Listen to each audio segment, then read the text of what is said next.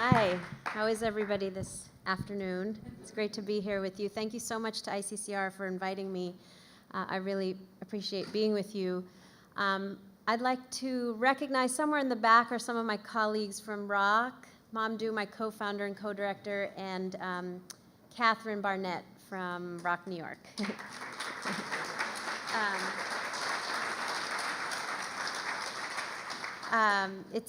It's important to recognize Mamdouh because we just last month commemorated the 16th anniversary of 9/11.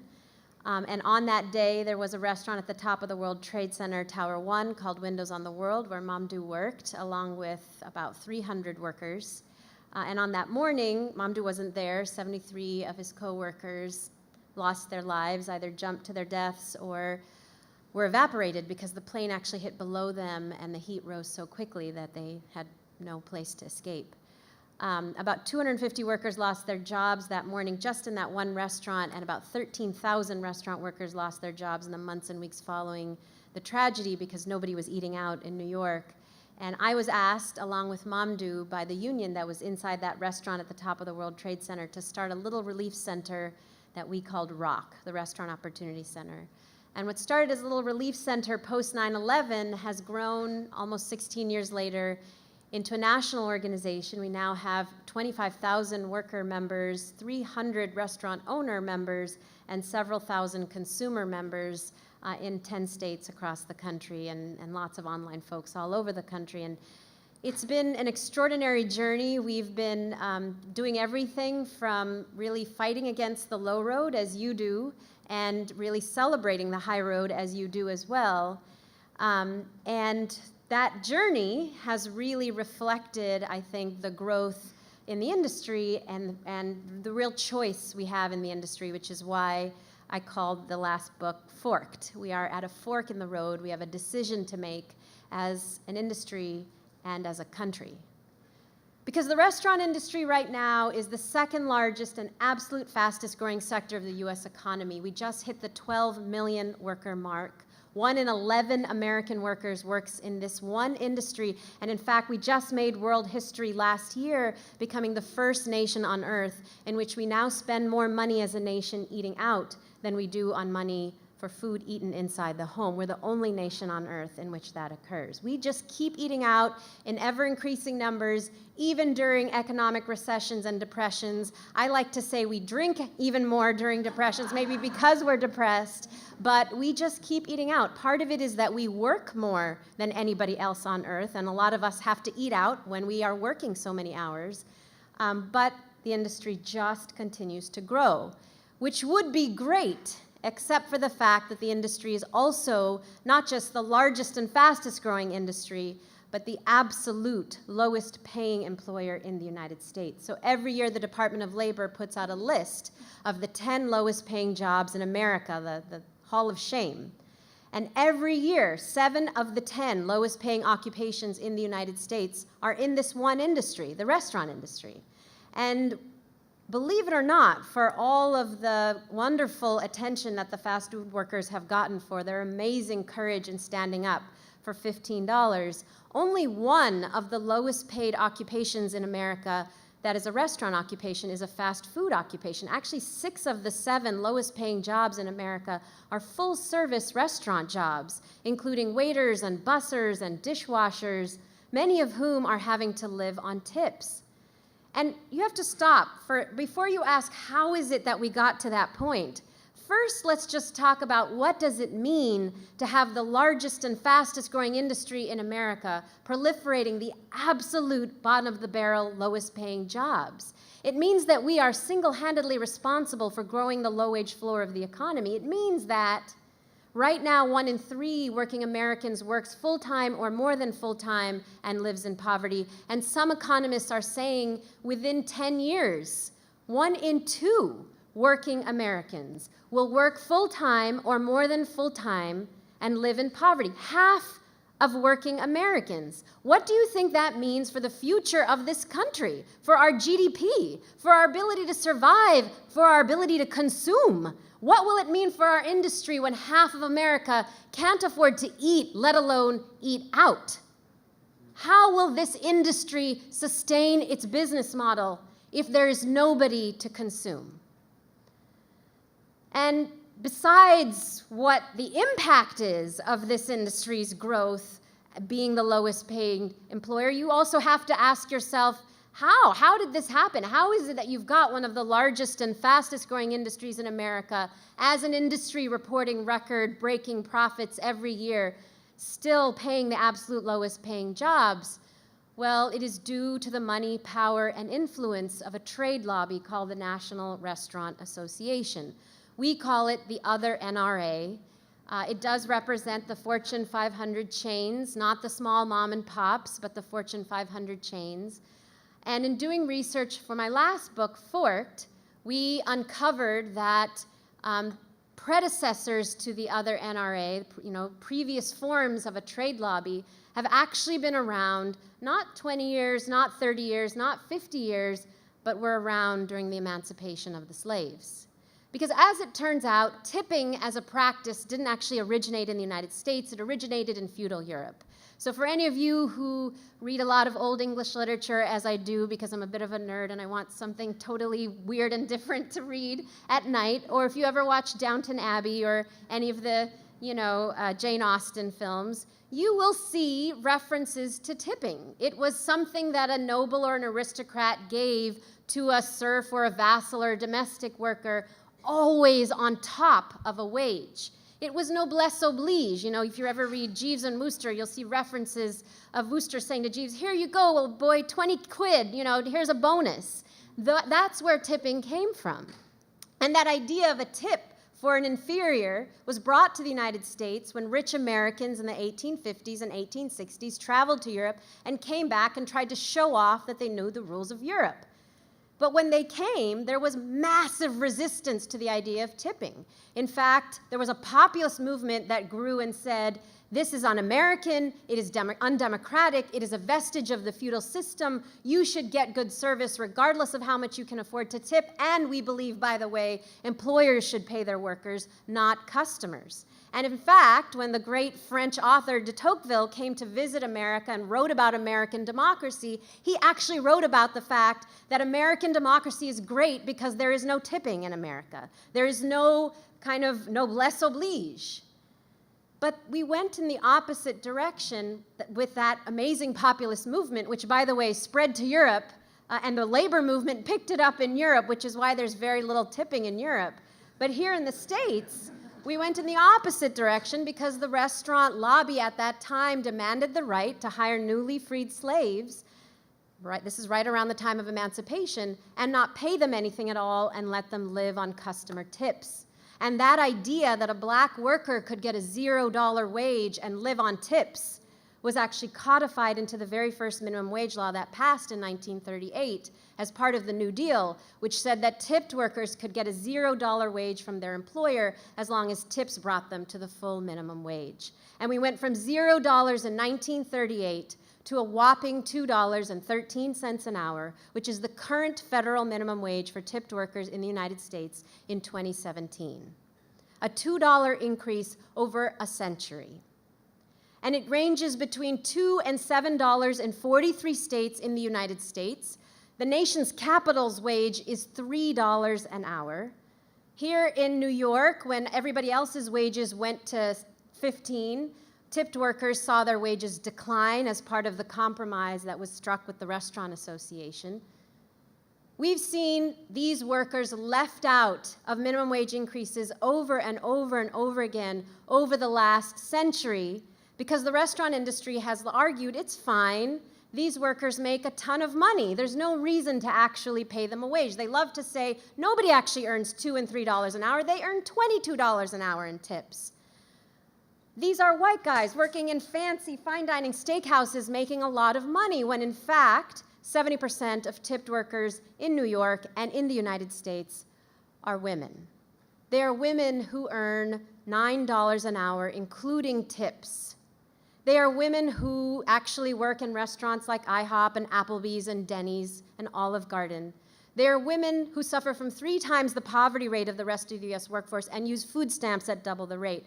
And that's the part that always is very interesting to me, because if you talk to the Restaurant Association, and we do, they say, again, the numbers you're getting are wrong, these workers are underreporting their tips, and we say, well, the data is from the Department of Labor. It's actually employer-reported payroll data that says workers are making $9 an hour, including tips. They say, still, it's wrong. Employers are lying.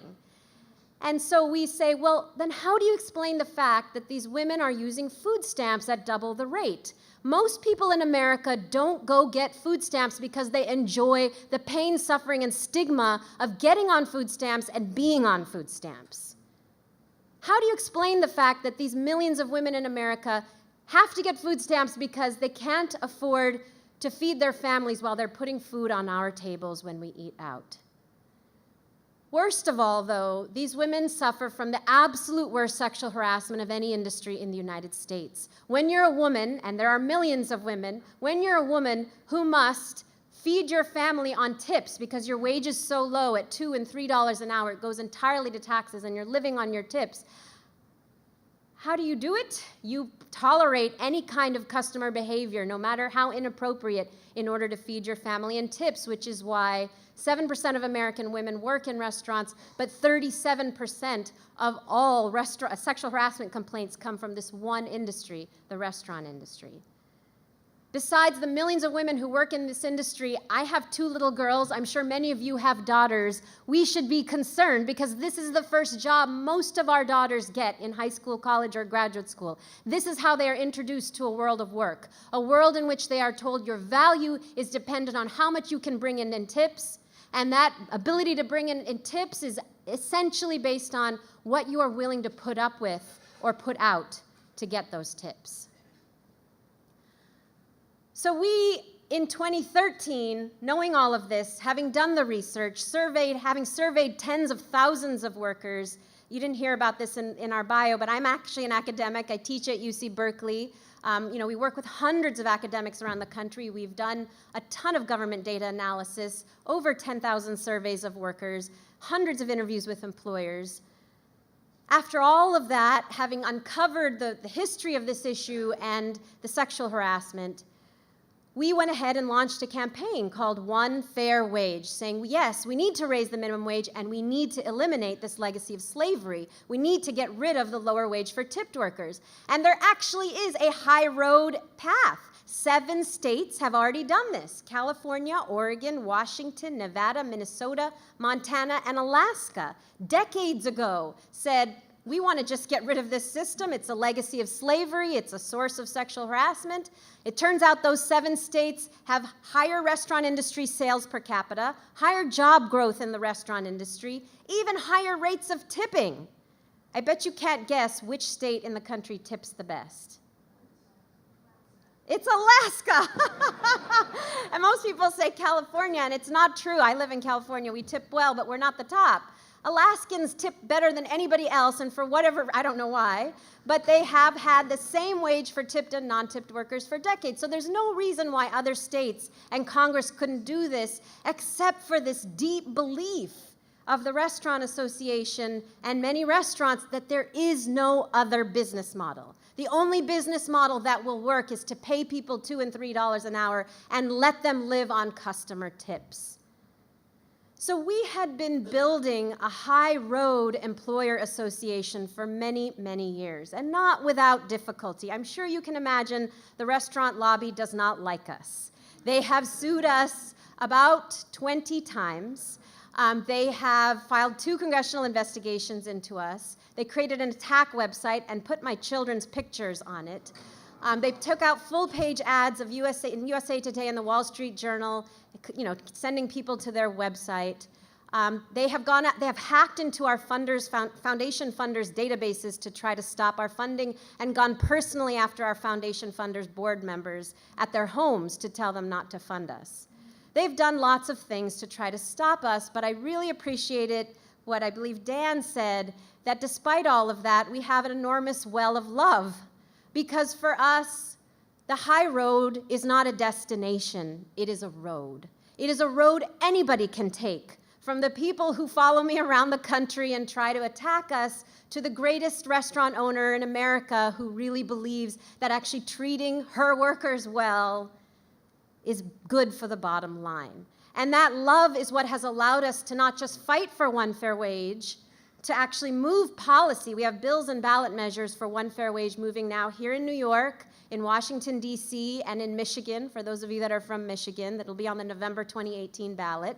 So we will fight for one fair wage, we will protest, we will organize, and at the same time, we have been building a high road employer association, now with a universe of about 700 restaurants from all over the country, ranging from very high-profile companies to small mom-and-pop restaurants that actually believe with us that taking the high road path is not just the moral thing to do, and that, by the way, I believe should be enough, but it's also actually better for the bottom line. So we had been building this group and talking to them about the issues of tipping, and many of them actually agreed with us on other issues, like the fact that workers need paid sick leave or the fact that kitchen workers needed a raise, but they didn't agree with us on this one issue.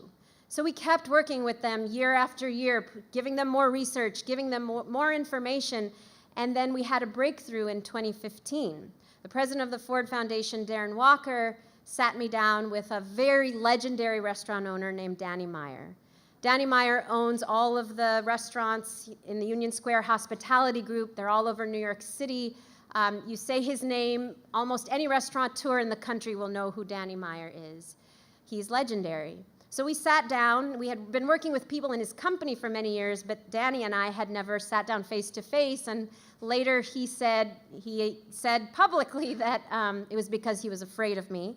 But we sat down, fear and all, and I shared with him everything that I've just shared with you, that this is a legacy of slavery, and that actually this is the source of the worst sexual harassment of any industry in the United States, and that it doesn't have to be this way. There are other states that don't do it this way. And he said, you know what, I've hated this system for decades, and you've given me the impetus to do something about it. And he took me and Mamdouh, and we went and spoke to all of his managers. He had a huge all-management meeting up in New Paltz, New York. We spoke, and there was a guy in the audience who was the general manager of the Modern at the MoMA who said, I'm inspired. I want to be the first to move in this direction. And so he did. And so now the entire company is moving away from the old business model of a lower wage for tipped workers, and they've actually decided to go all the way and say, we want to just pay complete livable wages to our workers and let the tips be included in the price so that we pay our workers, not the customers. And after Danny made this move, and it made international headlines, the next day the New York Times published an op-ed by me on the history of tipping, which finally exposed this slave history of tipping. And what followed were hundreds and hundreds of restaurants around the country following suit. And as we got more people involved, Tom Colicchio, star of Top Chef, and Alice Waters, and Daniel Patterson, one of the greatest celebrity chefs on the West Coast, as more and more restaurants got involved, they began to share with us why this made so much more sense and really was the future of our industry. For one thing, they said, it's so much better when our employees all work for us rather than for the customer, right? When they are our employees, we can create a sense of team. We can have career ladders. We can actually build greater camaraderie among them. Two, we are facing the greatest labor shortage in the history of our industry. And we can find a way now to reduce turnover in an industry that has the highest rates of turnover of any sector in the United States because we have the lowest wages. In fact, we worked with Cornell. We surveyed 1,100 restaurant owners around the country. We found that you can cut your turnover costs in half. And we actually measured how much turnover costs the average small restaurant. It costs the average restaurant over $15,000 a year in rehiring and retraining. The average mom and pop restaurant, that's a lot out of their profit margin to be retraining and rehiring because of so much turnover. So you can cut your turnover in half. You can have a better team. There's another reason, though. I mean, Tom Colicchio brought this up with us. Turns out that when you have a two-tiered wage system, it is very complicated to enforce. And as a result, restaurants in New York that have the two-tiered wage system, or Michigan or DC or most of the country, have 3 times the rate of liability as restaurants, for example, in California, where there's one wage. Everybody gets paid one wage, or one minimum wage. People can obviously be paid higher than that. And tips are on top of that, and tips belong to workers. So that whole idea that they could cut down on their liability was very appealing to many of the employers who joined us. And then finally, there was a sense of morality and the idea that actually you can do well by your people and do well as a business. And so we were able to pull together all of these restaurants. Our High Road Employer Association named itself, they called themselves RAISE, Restaurants Advancing Industry Standards in Employment. The whole kind of enterprise grew after the election, after Trump got elected in November 2016, our restaurants got together and said, now we need to even amp this up, and they launched a program that they called with us, Sanctuary Restaurants, basically saying all workers and all customers of all backgrounds are welcome in our restaurants. That got a ton of attention, and 400 more restaurants signed on. So now, as I told you, at a universe of 700 restaurants, and all kinds of new high-profile people started to join forces with us. I just spent 2 weeks ago touring the state of Michigan with Jane Fonda and Lily Tomlin, talking to everybody about this issue because Lily, turns out she was a waitress in her youth, and she made a whole comedic piece about being a waitress, and we went around the state talking about how we need one fair wage in Michigan, and an employer stood up at one of the events and said, I never knew this history. I have 300 tipped workers. They are getting a raise today, and all of them will get the minimum wage, the full minimum wage. And she did it. We followed up with her, and she did it. So we are seeing a tremendous, real growth in our industry's desire, at least one portion of our industry's desire, to take what we are calling the high road. But don't get me wrong. There is still the Restaurant Association. They still believe that their way is the right way. The old business model is the right way. And in fact, it's gotten a little bit worse with the election of a president who is a restaurant owner himself. Because President Trump has gotten together with the National Restaurant Association, and you must know this, and has proposed a rule that is currently on the Department of Labor's website. It hasn't passed yet, but it's being proposed, that any restaurant owner that pays the full minimum wage of $7.25 an hour gets to wholly and legally keep his or her workers' tips. That overturns 80 years of law that says tips belong to workers. It's also a bit of consumer fraud, because here you are as a consumer thinking I'm paying for the meal and then I'm tipping, thinking you're tipping the workers, but in fact you're paying the boss twice. You're paying for the meal twice. So we are mobilizing people across the country, including our high road employers, to submit public comment to the Department of Labor and say, absolutely not. Because here's the thing, there is a better way. Our employers have shown there is a better way, whether it's just paying the full minimum wage and letting tips be on top, or it's going all the way that Danny Meyer went and saying, I want to pay a livable wage, not just the minimum wage, and let the customer have one price that includes everything, and let me pay my workers a livable wage, as happens in every other industry. However it happens, there's clearly a high road path. There's clearly a way to do it profitably, and there are ways that everybody here can get involved. All of you here, many of you are investors, all of you are people in this country, and all of you eat out, I'm sure. Maybe there's one person in the audience who doesn't eat out, but most of you eat out. So as investors, you can work with us if you're interested. We can tell you restaurants who are being particularly, shall I say, stubborn or egregious, not just in lobbying to keep the wage low, but also in violating tipped workers' rights. We'd love to talk to you about any help you can give us in moving those companies. But you can also work with us. We're working with a number of banks and foundations to create a high road investment fund to actually support restaurants to move the way that Danny Meyer did, because many of them are nervous to do so, but we know that some support can help them make the move. So as investors, there's things that you can do. As citizens or people who live in this country, you can help us move these policies. If you're here in New York, help us let Governor Cuomo know that we need the 400,000 workers who are left out of 15, who are mostly women, to get one fair wage. And as consumer, or in Michigan or New York, you can help us get this passed on the ballot. And as consumers, lastly, as consumers, all of you who eat out, we have created a diner's guide. It's on the website from my last book, Forked. Forkedthebook.com. You'll find how restaurants fare on issues of wages and benefits and promotions. In January, we'll add a column telling you if they're a sanctuary restaurant or not.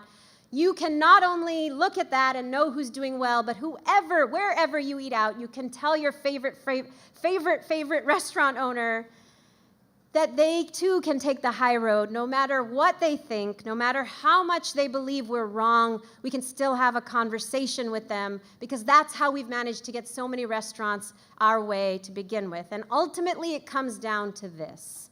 This fork in the road is a choice we've made before, because 150 years ago, there was another industry that said we shouldn't have to pay our own workers' wages. There were actually two industries. We shouldn't have to pay our workers' wages. We shouldn't pay wages at all, and in fact, if we pay wages, we'll go out of business. I'm talking about cotton and tobacco. And we as a nation 150 years ago said, absolutely not.